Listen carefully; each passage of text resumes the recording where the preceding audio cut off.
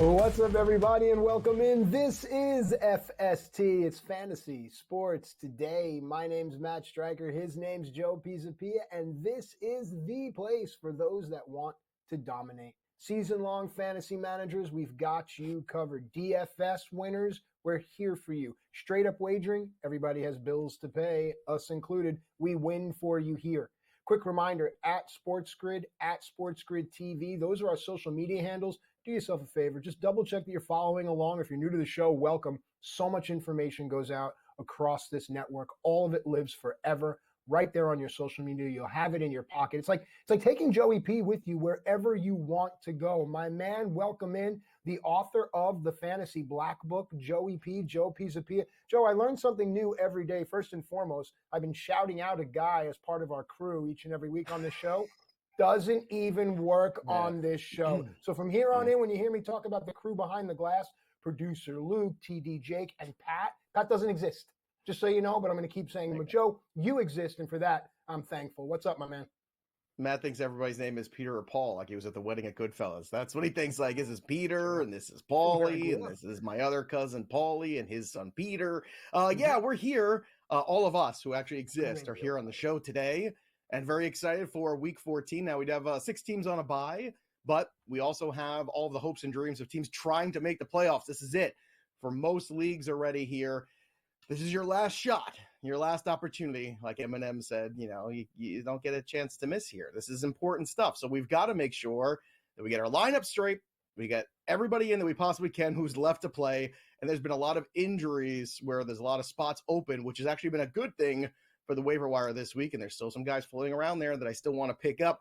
But before we get to any of that, we got to get to an injury that's going to put us in question for next year. Christian McCaffrey out for the year. Matt and I had set the number at 4.5 games for him to play this year when the injury happened, and I took the under, and he played 4 games. So we just snuck it in there right underneath. And it's miserable for the 49ers. It's miserable for everybody who drafted Christian McCaffrey 101. But what was the theme of the summer, Matt? 417 touches. That was the magic number. We talked about it. When you go over 400 touches in a season combined with the playoffs, typically the next season is not kind to those running backs physically. And it was not kind to Christian McCaffrey. So now the big question is going to linger all offseason. Where will Christian McCaffrey be drafted next year? What's he look like going forward? Because this season, small sample size, no touchdowns. We had some moments, but it never quite looked like the Christian McCaffrey we are used to seeing. And next year, he'll be 29 years old. He's in a great system, in a great situation. But we're also in a spot now with Christian McCaffrey where he could be one of two things. He's either going to be the guy that shows you glimpses of greatness and then once again misses time, or he's a guy that just doesn't look like the same version of himself and might play more games. One of those two things is probably going to be true. I don't want to dare say the third one, which is he's done. Right. But at a certain point here, we do have to look at the size, build, workload, all those things of Christian McCaffrey that were worrisome in the beginning and ask ourselves that question. So, Matt, if I pose it to you, are you somebody next year that would want to take Christian McCaffrey with any first-round pick, even towards the turn, or are you thinking Christian McCaffrey is at least a second-rounder for you in 2025? I think about things like this, and I'm reminded of a buddy with whom I grew up. He became a detective, and he always would tell me that they do a thing called ask a question, solve a crime. Ask a question, solve a crime. So I get it. I think if you want to solve the crime of overdrafting Christian McCaffrey next year, start to ask the question of those so-called analysts. Ask it of your friends. Ask it of strangers. Hey, where are you drafting CMC? Because it's going to tell you a lot about these people. Joe, I think that finally the bloom is off the rose. I think the ship has sailed. Use whatever you want to say, but I don't think that if you truly know what you're doing, for lack of a better term, I don't think you're going in that first round for him, considering what you've seen. Give him a year or two if you want to play that bounce back kind of thing, but where's the bounce back? Everything's going to point to a downturn. I think you've truly discovered a metric or a litmus test with that number of carries and the workload and stuff that we can use moving forward. I mean, you've come up with the offensive ecosystem. You've come up with so many of these cool tools that we can use. You might be onto something here as well, as finding that threshold for players at a position to where the decline is imminent the next season. But I think for CMC as a stock, I think it's a down. I think it's a sell. Yeah, the trouble too is he's had these missed times and then bounce back. So there's that nugget in the back of everybody's brain thinking to themselves, oh, well, he can do this again and bounce back and be Christian McCaffrey. I think doing that at 24 and 25 is a little different than doing it at 29. And that's just my perspective on it. So I'm with you. Maybe second round, you start to look at him and say, okay, is the risk worth the reward? But if he plays 6-7 games, it's a whole lot of risk for a second round pick at this point. But again, we have all offseason to talk about that. And the 49ers were indeed the 49ers. We told everybody last year, 25 years now, where only one team has lost a Super Bowl, made it back to the Super Bowl, and actually won a Super Bowl. And it's the New England Patriots and Tom Brady. That's it. That's the list, folks. So why does every year after the Super Bowl, we see the odds for the team that lost be either first or second? We saw with the Eagles last year. They were one and done in the playoffs. They struggled all season. The 49ers, same thing. You're playing extra football. You're playing until February. It takes its toll. It's taking its toll on the Chiefs, too, the schedule playing into February. Let's not pretend like it's not. I mean, they might have 11 wins, but they look like a team that's kind of been, run through the mill a bit. So keep this in mind this year. Whoever loses the Super Bowl, don't go betting them the next year to win. It's just lighting money on fire every single season. Kirk Cousins is going to have his revenge? ? He hasn't been playing very well, but it doesn't matter at the end of the day, because Kirk Cousins is going to go to Minnesota today with the Atlanta Falcons, and frankly, a division that is right there for the picking for the Falcons or the Buccaneers. Somebody's got to win this damn thing. And Cousins' trend has not been very good. However, we've seen this before, even this season, where Kirk Cousins was looking pretty rough, and then goes out there against an Eagles team and puts a whooping on him. So, which version of Kirk Cousins are we going to see today? Matt Striker, I think we're going to see Cole's Cash Kirk get in there and surprise and shock and awe everybody. I don't know if they're going to beat the Vikings, but I think it's going to be a very competitive game. I think Kirk Cousins is going to show up and cover the 5.5. What say you to the Kirk Cousins revenge narrative that's running around town? Well, people like to use that word revenge. Let's talk a different word. It starts with F. Don't get excited. But it's a familiarity kind of thing here. I remember my time in WWE, there were certain cities where I performed better. I felt more comfortable in certain cities doing certain type of moves. And maybe it was the way the rings were set up, the atmosphere, whatever it was. I think a return to the familiarity allows Kirk Cousins that comfort zone of where he could say, hey, I used to love to do this particular play in the back corner right over there because of the way the field dips here. If he could take advantage of that and the other side doesn't realize, hey, when he was here, he used to love to do that, I'm with you. Sometimes going home for a little home cooking, air quotes, can really help. Joe? That city was Toledo, where Matt Striker felt amongst others. By the way. Toledo was the one for him. Mike Evans is active this week. So is CeeDee Lamb. That's good news for those people who are fighting for their lives for the playoffs. Bad news, though, Breece Hall is not available. So you can see some more Braylon Allen in this game today. Will it matter for the Jets? I don't know. But I am excited about the Kirk Cousins. Excuse me, Kirk. I wish I was already excited about his Netflix special. I want to see the Aaron Rodgers Netflix special. Oh, the 3-part documentary. What perfect timing to come out with a documentary about yourself while your team is lighting itself on fire, basically. But the Jets will have Braylon Allen starting if he's available on your waiver wire. Pick him up. How useful is he? He's probably a low-end RB2. I think that's kind of a safe spot for him. So if you're desperate for running back help because of the buys, this is an opportunity for that. But a lot of stars not in today. Ken Walker also not in today. We'll get more into that. Zach Charbonnet, if he's still floating around there, pick him up, but he's already rostered in a ton of leagues. This is why we talk about handcuffing those running backs before Thanksgiving, right? Everybody laughs, stuffing and cuffing, ha, ha, ha. But if you don't handcuff some of those big RBs you have, you find yourself in situations where you don't have Braylon Allen, you don't have Zach Charbonnet, and somebody else does, and now you're on the outside looking in, and you need running back help. Well, don't get too concerned, because we're here to help you regardless, and we're going to make sure that you have the best lineup you possibly can today for week 14. So we're going to start with the fantasy booms when we come back. The guys that are ready to take it to the stratosphere, including a guy who just came off a revenge narrative of his own on Monday night. Who is it? We'll tell you. We'll return after this.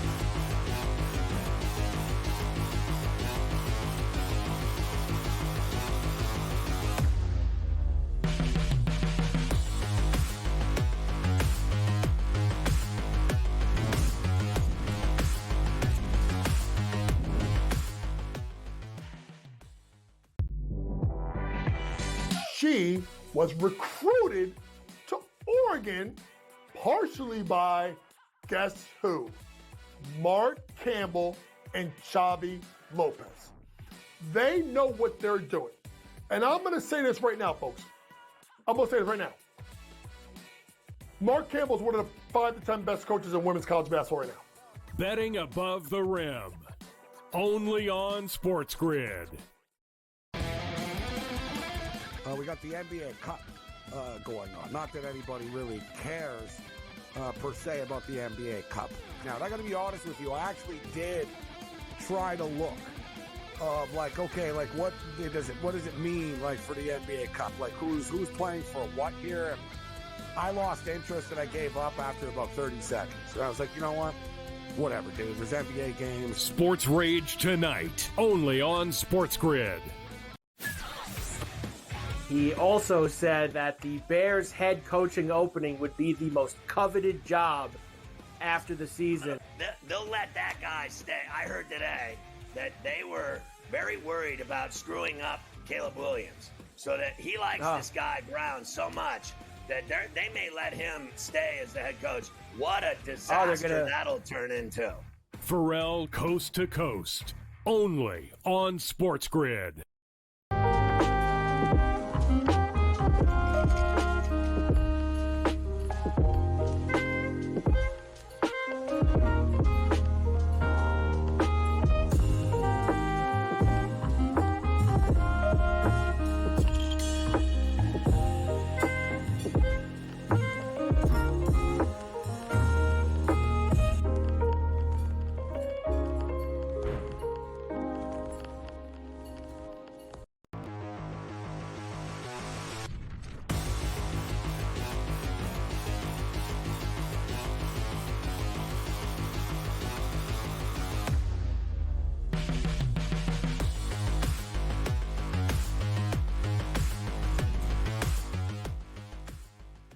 All right, welcome back to FST Fantasy Sports Today, where we're giving you everything you need in order to dominate. And then sometimes we talk about the seeds of childhood and how they sprout into the trees of life. But it's a conversation for another time. Let's talk fantasy booms here. Joe, we were diving into your deep, deep psyche during the break. Let's dive further into your mind. I don't know what this accent is. Fantasy booms. Each and every week we've been analyzing the players that are about to go boom. Then on the other side of the break, players that are about to go bust.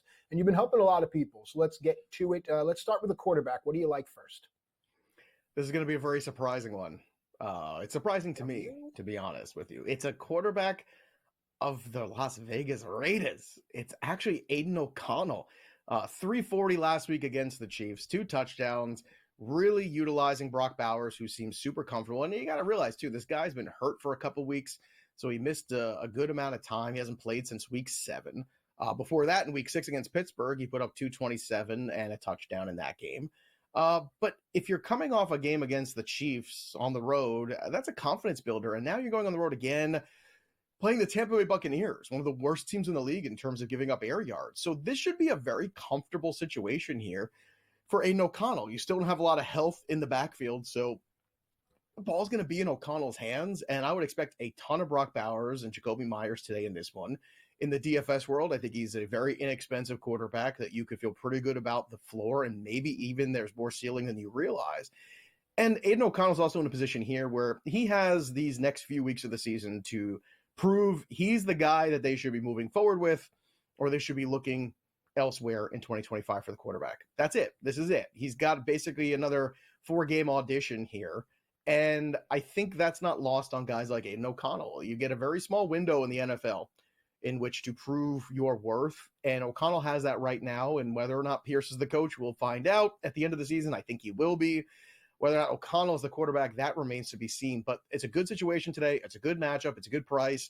And in a week where we have no Jaden Daniels, no Lamar Jackson, right? No Drake May, none of these guys playing quarterback this week. Guess what? We're going to need some help at quarterback. So Aiden O'Connell is that guy for me.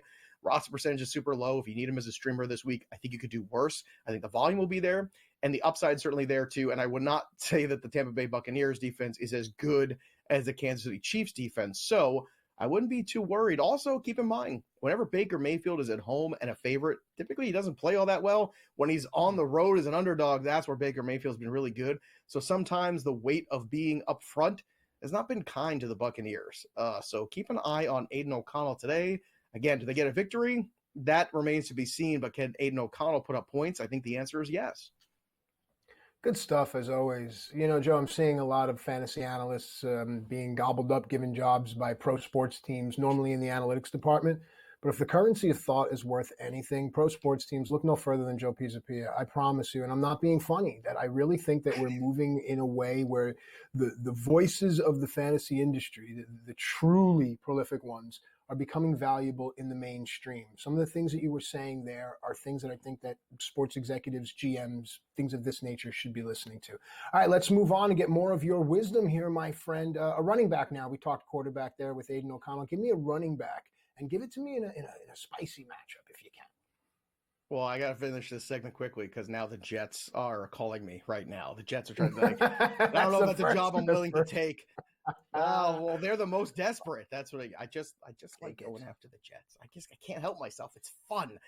Let's talk about Bijan Robinson. Now, this one is obviously a no-brainer. So if we had the first one being one that raises eyebrows, this one should not at all. Coming off a game from the bye week where he had 102 yards on the ground, also caught 6 of his 6 targets for 33 yards. He had a touchdown in that game as well. Bijan Robinson is the man.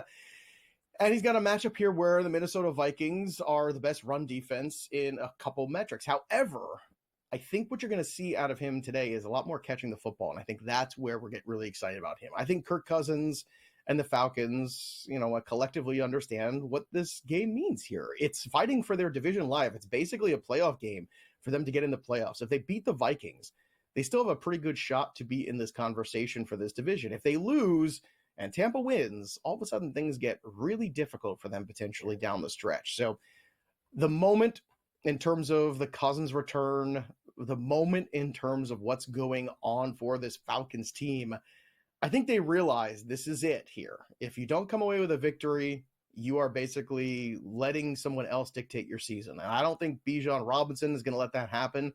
I don't think Kirk Cousins is going to let that happen either. So, and if you watch the Vikings the last couple of weeks too, they've had some trouble in the red zone. They've settled for a lot of field goals.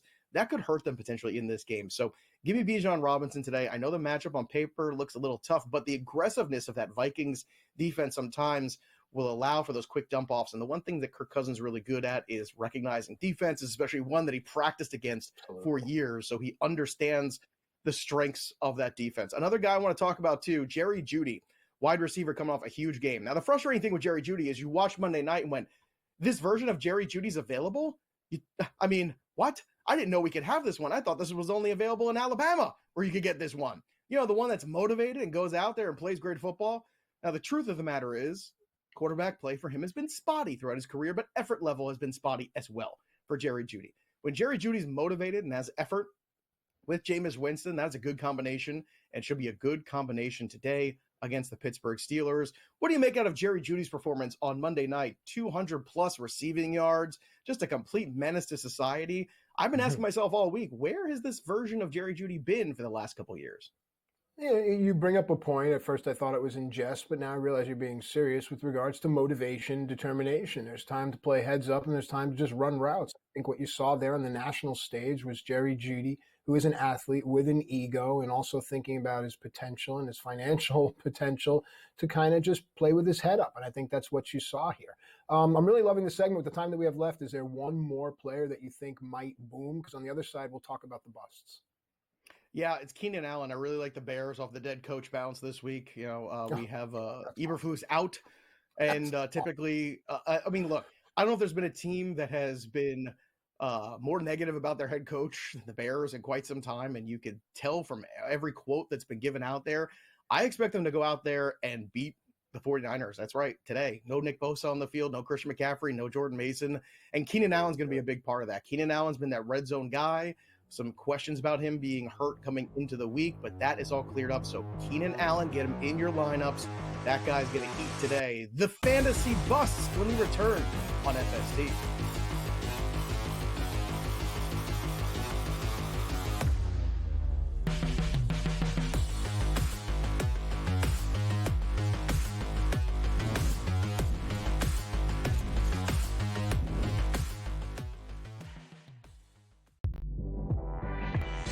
She was recruited to Oregon partially by, guess who? Mark Campbell and Xavi Lopez. They know what they're doing. And I'm going to say this right now, folks. I'm going to say this right now. Mark Campbell's one of the 5 to 10 best coaches in women's college basketball right now. Betting above the rim. Only on SportsGrid. We got the NBA Cup going on. Not that anybody really cares per se about the NBA Cup. Now, I got to be honest with you. I actually did try to look of what does it mean like for the NBA Cup? Like who's playing for what here? And I lost interest and I gave up after about 30 seconds. And I was like, you know what? Whatever, dude. There's NBA games. Sports Rage tonight, only on SportsGrid. He also said that the Bears head coaching opening would be the most coveted job after the season. They'll let that guy stay. I heard today that they were very worried about screwing up Caleb Williams, so that he likes this guy Brown so much that they may let him stay as the head coach. What a disaster that'll turn into. Pharrell Coast to Coast, only on SportsGrid.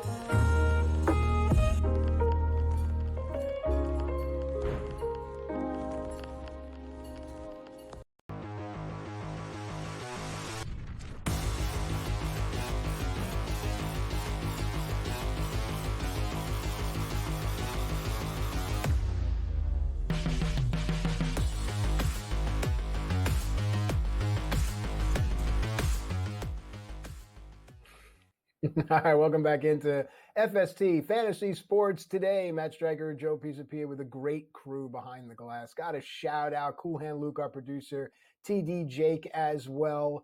All right, it's time now for the fantasy busts. We did the booms. There must be busts. We started with a quarterback on the boom. Let's start with the quarterback on the bust. Joseph, what do you have? Well, I have a guy who's actually been playing much better. So it feels kind of sad for me to pput him on this list because the Carolina Panthers have been better. Are they great? No, but they're competitive. They're plucky. They're fun, dare I say. And maybe, just maybe, Dave Canales is starting to get through to Bryce Young, and he's starting to figure out what it's like. Maybe just a couple weeks sitting behind the Red Rifle is exactly what he needed, because Bryce Young has been better. He's been far improved. Now, he's also had some decent matchups at times, or teams that didn't take them seriously. But now I think that news is out, and I think teams are going to be prepared. Now they're heading to Philadelphia, and the Philadelphia Eagles defense has been really good, especially over the last few weeks. Just to give you a sense, since week 8, they have allowed the fewest yards per attempt, the 3rd fewest passer rating, and the 4th fewest CPOE and success per dropback. So all those are not good news for a quarterback. And it's not good news for an offense in general. That's how good this Vic Fangio defense has played for the Eagles. And the Carolina Panthers are still a team that is not in that same universe as the Eagles or the Lions or those elite teams of the NFC. So what does that mean? Tough day at the office here for Bryce Young, which could also mean a tough day at the office all the way around for Chuba Hubbard, for Xavier Legette, for Adam Thielen, any of these other pieces that you want to get in there as well. So it's not earth-shattering or groundbreaking to say maybe you want to fade the Carolina Panthers, but over the last couple of weeks, they've been a sneaky streamer for us here on the show because they've been productive, because they've been solid, and they're putting up some points. This is a much tougher matchup. Philadelphia, a very hostile environment too. So I'm going to fade the Panthers today, unfortunately, who have been a team that we have talked about covering some spreads and being in there. Maybe the Eagles don't take them seriously. Maybe it's a trap game, at least in the first half, but I don't know. I think the Eagles are starting to roll, and I think they smell that 1 seed potentially. I think they see, the Lions having some issues of their own with injuries, and maybe this conference isn't quite over yet in terms of the 1 seed. So give me the fade today of Bryce Young, which is unfortunate, but hopefully still finishes the season strong, and maybe, just maybe, turns out to be their franchise QB after all. All right, I like you ended it on a high note. Well done, well done. All right, let's move on now to a running back that we expect to bust today. And this one the first one in the previous segment you said would raise some eyebrows. Let's see what this one does here. I'll track social media while you get to it. Look, Pacheco had 37% of the snaps last week. He finished with 8 touches and 49 yards. But again, he's splitting with Kareem Hunt, who had more like a 46% share. I don't know if that changes this week, and in which case it does limit Pacheco's upside. Now, I understand it's week 14. You got a lot of injuries, a lot of buys. So, yeah, I'm perfectly fine with potentially playing him anyway. But I think what you have to do is temper your expectations, because he's still a running back coming off of a major leg break issue. The fact that he's back at all is kind of stunning. So I give Pacheco a lot of credit. I love the player personally. I love the talent, love the situation. I just don't know if I love it this week, because I think for the Chiefs, it's more about making sure Pacheco is brought along slowly and they have him for the playoffs, because that's all that matters. It's like the Yankees, right? Or the Patriots. You're measured by championships at a certain point in your organization, and that's where the Chiefs are at. So just temper your expectations for Pacheco, but I think you're probably going to see a split that's very similar to what you saw last week. And if you do again, it's probably going to limit Pacheco's upside at the very least. All right, so with the time that we have remaining, let's stretch our legs here out now and talk about a tight end, because normally, at least last season, that was a big focus, and we really thought that there was a tide turning. And then I remember we were talking off air about how it's kind of resolved back down to running back heavy. So having this kind of conversation about a tight end that's expected to bust today could really be beneficial. Take it away, Joe. Take us to the break.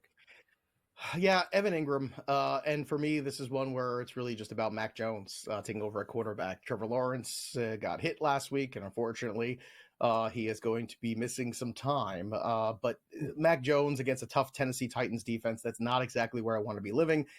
And Evan Ingram in the consensus right now is the tight end 10. I could see guys behind him like Will Dissly, Pat Freiermuth, even Kyle Pitts, believe it or not, if he finally catches one of those red zone targets that he gets. Maybe even a Jake Ferguson or Juwan Johnson, all those guys possibly being more viable and having bigger days than what Evan Ingram might be in store for against the Tennessee Titans. So it's just something to keep in mind here. Again, that you can't start him, but if you're desperate and you're already behind, you're looking up at that board, you're saying, man, I need more upside. Pat Freiermuth is one who might give you a little bit more upside. When we return, a look at the DFS board in week 14. All those players missing. Who do we start?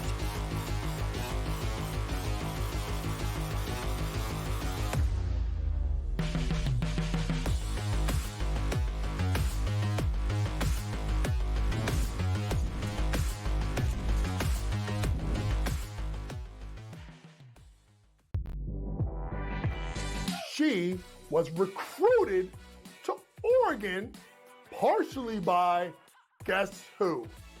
Mark Campbell and Xavi Lopez. They know what they're doing. And I'm going to say this right now, folks. I'm going to say this right now. Mark Campbell is one of the 5 to 10 best coaches in women's college basketball right now. Betting above the rim. Only on SportsGrid. We got the NBA Cup going on. Not that anybody really cares per se about the NBA Cup. Now, I got to be honest with you. I actually did try to look like, okay, like what does it mean like for the NBA Cup? Like who's playing for what here? And I lost interest and I gave up after about 30 seconds. And I was like, you know what? Whatever, dude. There's NBA games. Sports Rage tonight, only on SportsGrid. He also said that the Bears head coaching opening would be the most coveted job after the season.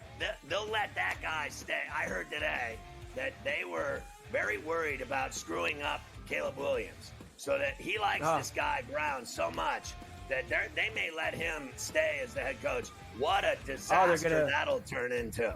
Pharrell Coast to Coast, only on SportsGrid.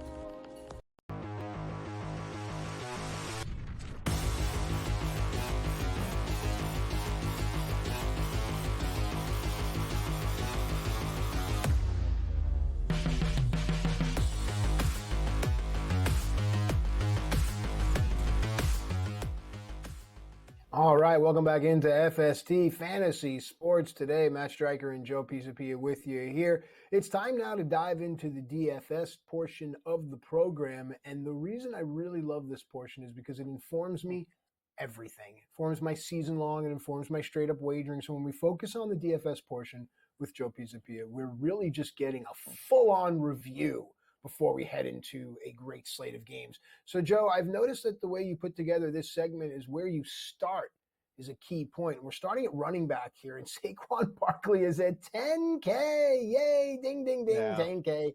Alvin Kamara straight behind him, and then down the list we go. But let's just start right there. Let's have this conversation. Take it away, Joe. Well, he's 10K going against the Carolina Panthers, a team that has not been good against the run. That's what it's all about. And Saquon Barkley has been so good.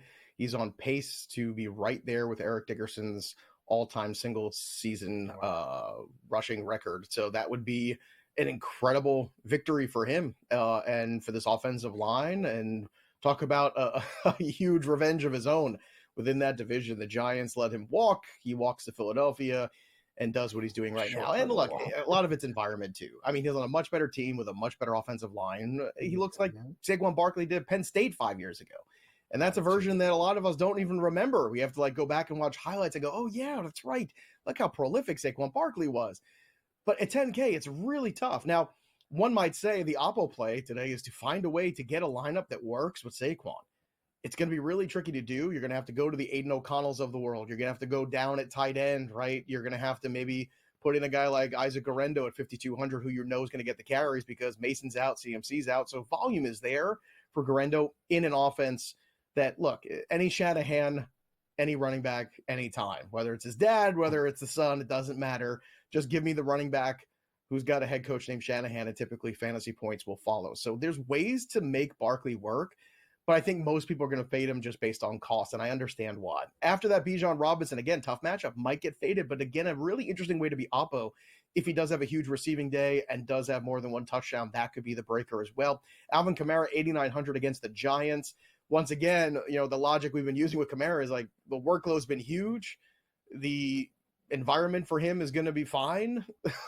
He's going to get those touches. There's nobody else left for the Saints. Just keep giving the ball to Alvin Kamara, and every week we lose another one. Taysom Hill now gone. So it's basically Kamara, MVS, and Juwan Johnson now. So it's getting rough out there for the Saints. And then Rachaad White at 6,200. Now, Bucky Irving's going to play, but how healthy he is, I'm not sure.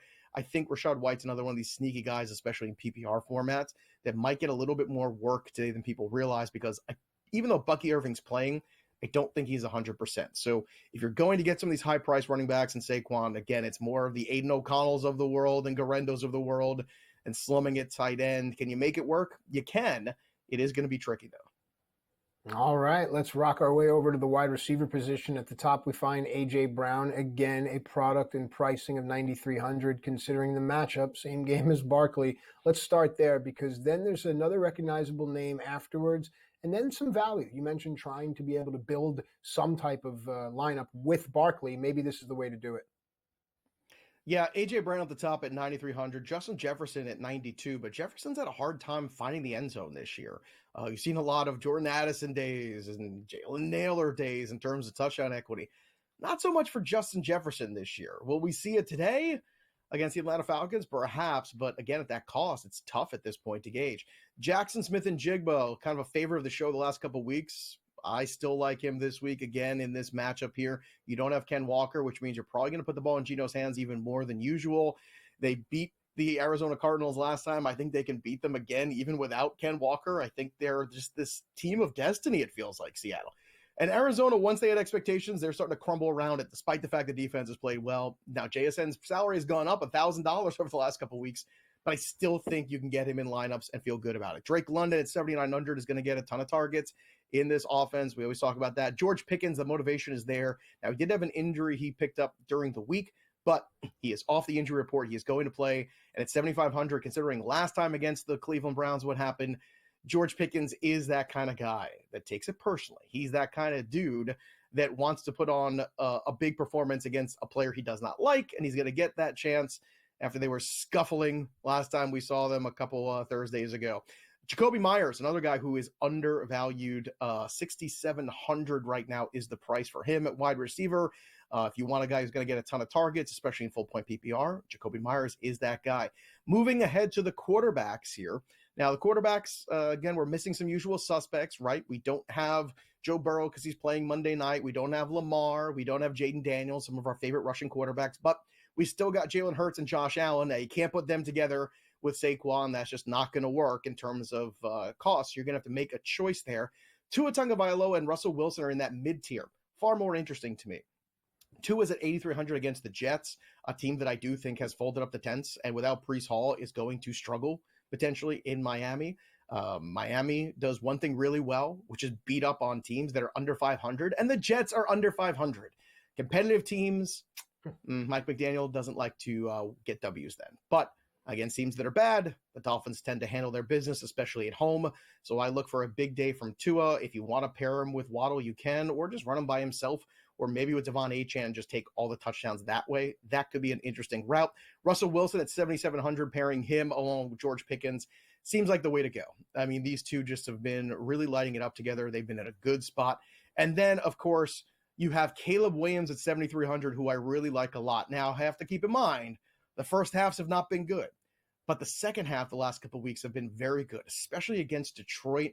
And now maybe with this more simplified offense and Shane Waldron's firing, maybe we're getting Caleb Williams a little bit more comfortable in the looks. Keenan Allen's playing, DJ Moore's playing, Rome Odunze's playing. He's got the full complement of weapons. Even DeAndre Swift is going to be active. So he's got the whole crew, and he doesn't have Nick Bosa chasing him around in San Francisco. That is a huge plus for Caleb Williams. So give me Caleb. And then if you really want to have some fun at 7K, Kirk Cousins, baby. Let's go.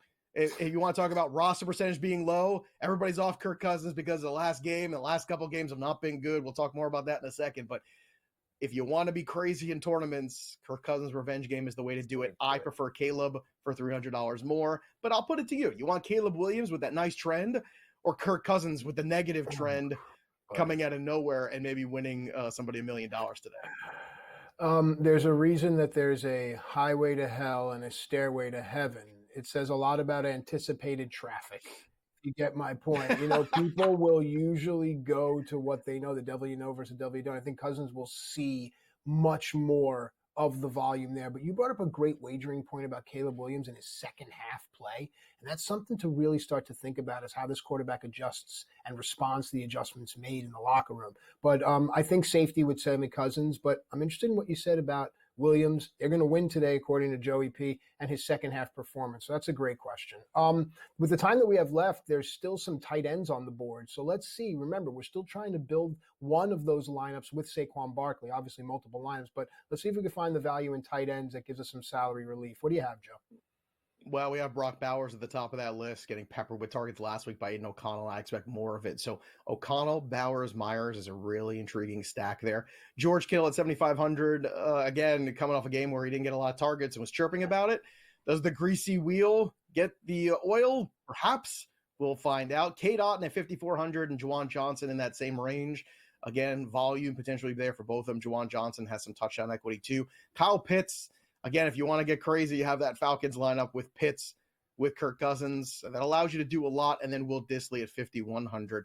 I want to talk more about that profound stairway versus highway thing that you just dropped on us. I thought it was the highway to hell because it feels like hell when you're stuck in traffic in places like the Bell Parkway and places like that my whole life. Like, that feels like hell to me. I always felt that's why the highway was.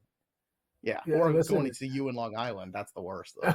Well, a lot of curvy roads. But no, think about that. All the words that we use and stuff, we could always apply it to sports wagering. Highway to hell, stairway to heaven. Think about it. The stairway to heaven takes time. Incremental wagering, plus money, trying to find our way there. When we come back, more box numbers, Matt Striker and Joe Pisapia, more FSP.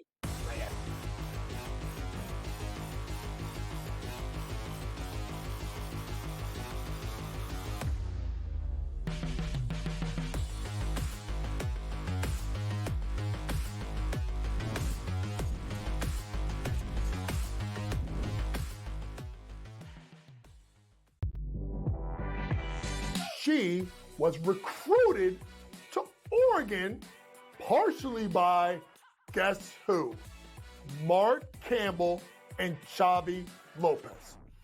They know what they're doing. And I'm going to say this right now, folks. I'm going to say this right now. Mark Campbell is one of the 5 to 10 best coaches in women's college basketball right now. Betting above the rim. Only on SportsGrid. We got the NBA Cup going on. Not that anybody really cares per se about the NBA Cup. Now, I got to be honest with you. I actually did try to look of like, okay, like what does it mean like for the NBA Cup? Like who's playing for what here? And I lost interest and I gave up after about 30 seconds. And I was like, you know what? Whatever, dude. There's NBA games. Sports Rage tonight, only on SportsGrid. He also said that the Bears head coaching opening would be the most coveted job after the season. They'll let that guy stay. I heard today that they were very worried about screwing up Caleb Williams, so that he likes this guy Brown so much that they may let him stay as the head coach. What a disaster that'll turn into. Pharrell Coast to Coast, only on SportsGrid.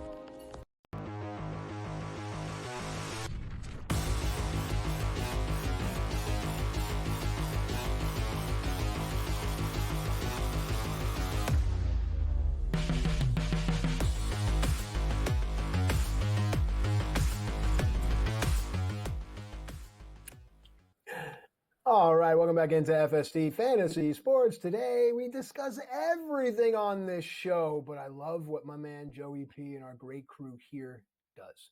Right now we go by the numbers and we condense everything down, and Joe takes a deep dive look at some stats that I don't know about you guys, but it's really helped me in my wagering moving forward. Look, we're getting to a point here in the season where playoffs are around the corner. I say it all the time.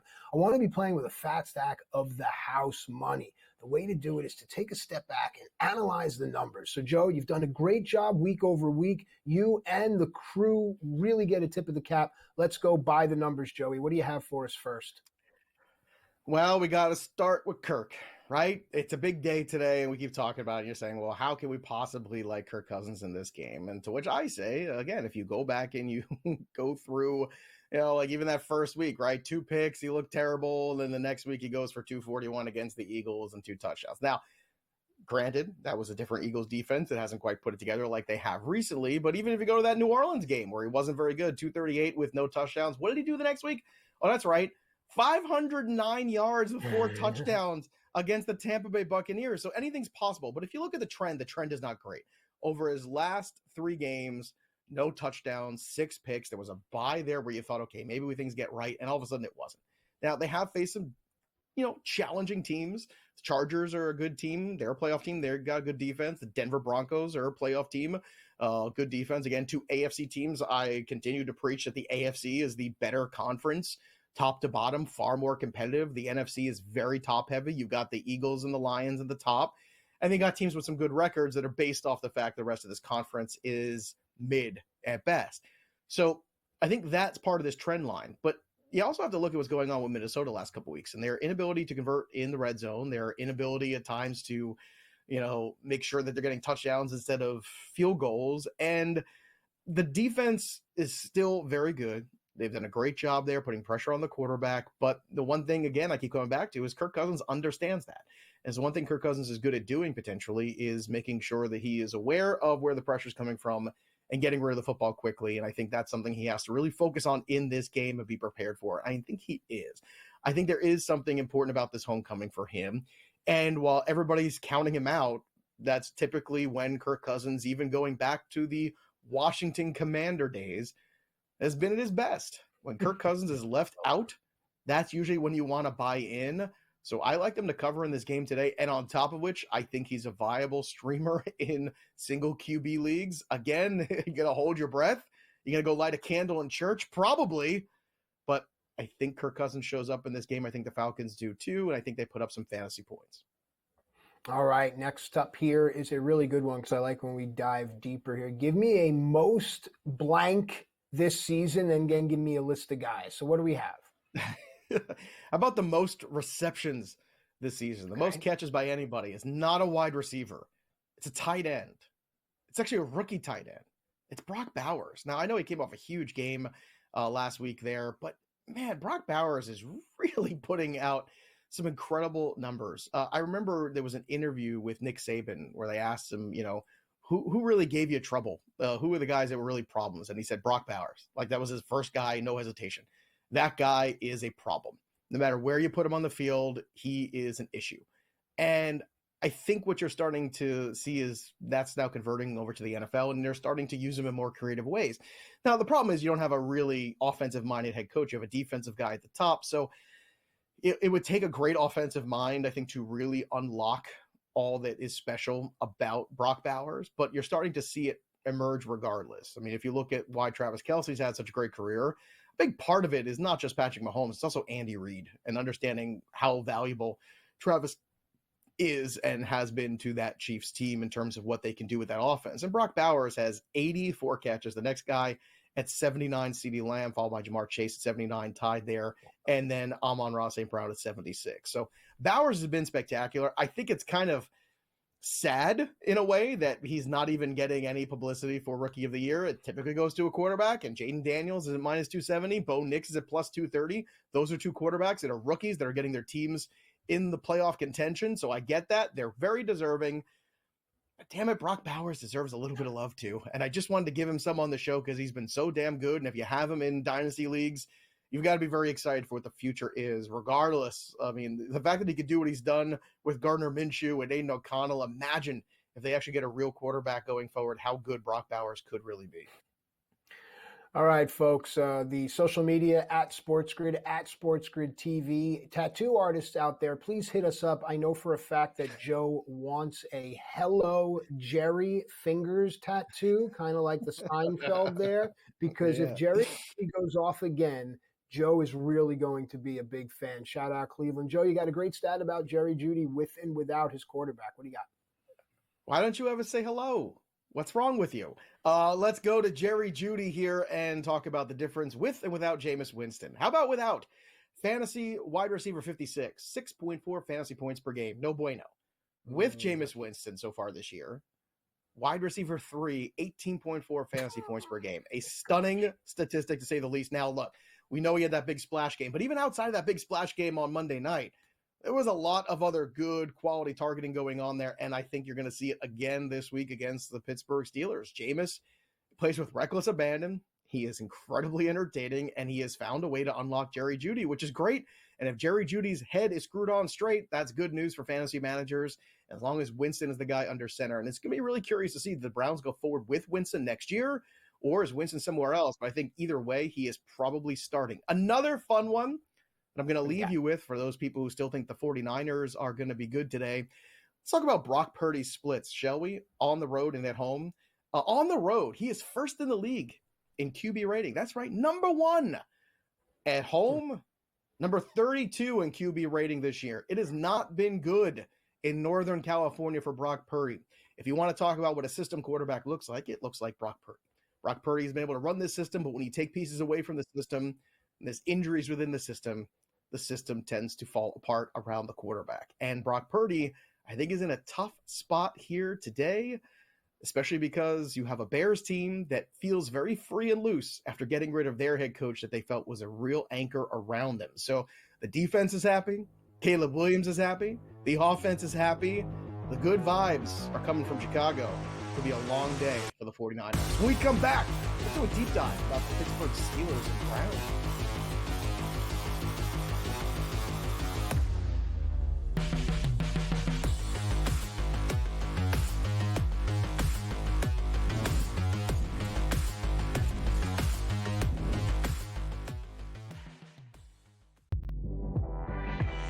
She was recruited to Oregon partially by, guess who? Mark Campbell and Xavi Lopez. They know what they're doing. And I'm going to say this right now, folks. I'm going to say this right now. Mark Campbell is one of the 5 to 10 best coaches in women's college basketball right now. Betting above the rim. Only on SportsGrid. We got the NBA Cup going on. Not that anybody really cares per se about the NBA Cup.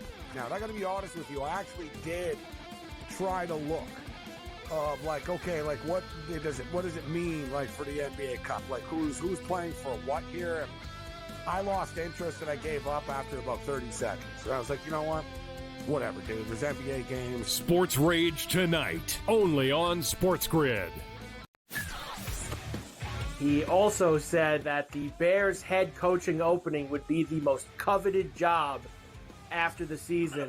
They'll let that guy stay. I heard today that they were very worried about screwing up Caleb Williams, so that he likes this guy Brown so much that they may let him stay as the head coach. What a disaster that'll turn into. Pharrell Coast to Coast, only on SportsGrid.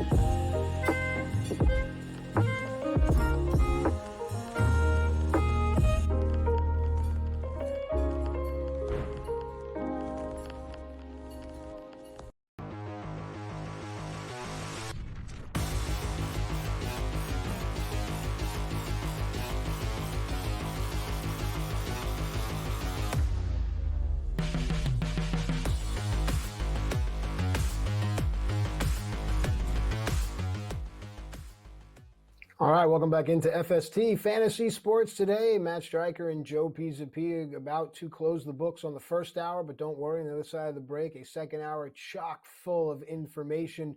Joe, you know, it's time for our deep dive here, and it seems that in a world where everyone is constantly consuming and then consuming and then consuming, moving on, there are a few things that remain old school, a few things that remain stalwarts, if you will. The Pittsburgh Steelers as a whole, amongst how sports has changed, finances have changed, the Pittsburgh Steelers are a throwback. They're a callback to a time forgotten. Again, stability. You have a deep dive on the Steelers here. What do you have? I do. Steelers and Browns, a game where the Browns came out victorious in the snow a couple weeks ago. It was a fun game. It was just a fun. I know for Steelers fans, not so much fun, but it was fun to watch. Very entertaining in the snow there in the second half. But the Browns have not been able to carry good vibes over into Pittsburgh. The last time the Cleveland Browns won in Pittsburgh, 2003. That's a long, long time ago. It doesn't feel that long ago to some of us. This feels like a little while ago, but it's 21 years, Matt. 21 years since they've won. And part of that reason is the quarterback instability of the Cleveland Browns. Matt, since 1999, which is a long time ago as well, I'm going to run through some of these quarterback names of, you want to talk about the Christmas time, the ghosts of quarterbacks past for the Cleveland Browns. You ready to go through this? Yeah, Tim Couch, Ty Detmer, Doug Peterson, Spurgeon Wynn, Kelly Holcomb, Jeff Garcia, Luke McCown, Trent Dilfer, Charlie Fry, Derek Anderson, Brady Quinn, Ken Dorsey, Bruce Gradowski, Colt McCoy, Jake Delhomme, Seneca Wallace, Brandon Whedon, Thad Lewis. I don't remember Thad Lewis, I'll be honest with you. Jason Campbell, Brian Hoyer, Johnny Manziel, all the money, baby. Connor Shaw, Josh McCown, Austin Davis, Cody Kessler, Robert Griffin III, Deshaun Kaiser, Kevin Hogan, Baker Mayfield, Tyrod Taylor, Case Keenum, Nick Mullins, Jacoby Brissett, Deshaun Watson, Joe Flacco, Dorian Thompson-Robinson, PJ Walker, Jeff Driscoll, and now Jameis Winston. Now do it backwards. For those of you who... There's your sobriety test. And let me tell you, the Browns fans are sobered up hearing that list. If you're still a Browns fan since 1999, like ladies out there, if you find a man who's a Browns fan, marry that man. Marry that man immediately. That is loyalty on a different scale that I have never seen in my entire life. That is a man that you can build a home and a family with. That's the guy right there. But seriously, like, this has been the problem with the Cleveland Browns organization for what now, 25 years we're going on. And that is incredible. We grew up with Bernie Kosar, right? Like in the 80s with Bernie Kosar, the Browns were a playoff team every year. And when I read those names off to you, it's stunning, isn't it? How just incredibly bad that quarterback play is. And there's only one that got away. It wasn't like they were wrong a bunch of times. Right. They were wrong every single time except Baker Mayfield, and Baker Mayfield was just a bad fit for that coaching staff. So when you hear all those names, what does that do to you as a sports fan? Again, I think it's a microcosm. I wouldn't expect it to come out of Cleveland of the problem of how sports has moved in the last 25 years. Instead of having the stability, and we often say when we were kids, this, that, and the other thing, but yeah, you gave a guy X amount of years at a position, and that guy wasn't just thrust into it unless he had exceptional talent. That guy had to learn from I'm making it up, the Johnny Unitas in front of him. That's why they were there. There was something about patience. Patience is gone now. You've heard patience is a virtue. Patience is gone because we have told the world you can get rich like that. You could be Justin Bieber playing drums on YouTube, and next thing you know, you have $1 million trillion and all the things that come with it. That's not reality. When you work for something and you earn it, look, the dirty hand is the hand I want to shake, the hand that's been in the dirt, because that's good money. Okay, so when you listed off all of those names and we're all like, oh, I remember that guy. I didn't even hear of that guy. That's a problem. That's a problem with knee-jerk reaction in society, in front offices. And think about it. That's 25 years ago. It could only have gotten worse now. We have to find a way to curb that. Try to find a way to be a much more patient sports wagerer, a much more patient fantasy player. I mean, this is what we're talking about here. And on top of it, much more patient, because when the money comes in, you'll have all the time in the world to futz around, as my father would say. Yeah, I love that. Futz around is a good one.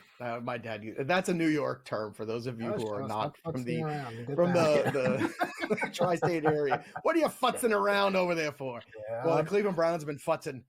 They've been doing a lot of things, but it is stunning to me, whether it be draft, whether it be veteran analysis of a quarterback play, whether it be retread. It doesn't matter. They haven't gotten any of it right. And the problem is the Deshaun Watson contract now is going to set them back even further. So maybe Winston sticks around. Maybe they can afford to keep Winston around next year because somebody might look at what Winston's doing and say, hey, we want that on our team. And they just might miss another QB again. We come back, hour 2 of FST. The grind continues. We'll be right back right after this.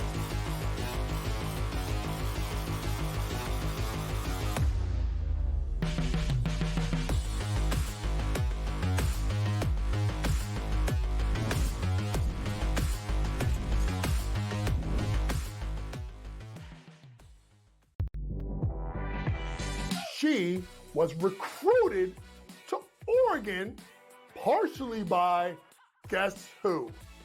Mark Campbell and Xavi Lopez. They know what they're doing. And I'm going to say this right now, folks. I'm going to say this right now.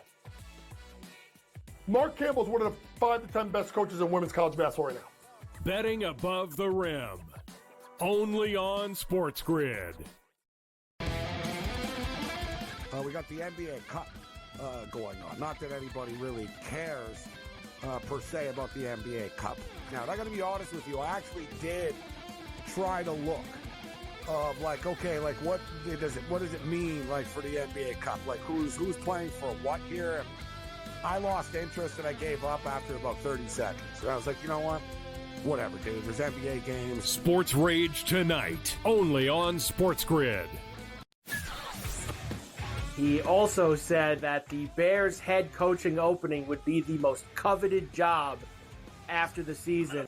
They'll let that guy stay. I heard today that they were very worried about screwing up Caleb Williams, so that he likes this guy Brown so much that they may let him stay as the head coach. What a disaster that'll turn into. Pharrell Coast to Coast, only on SportsGrid.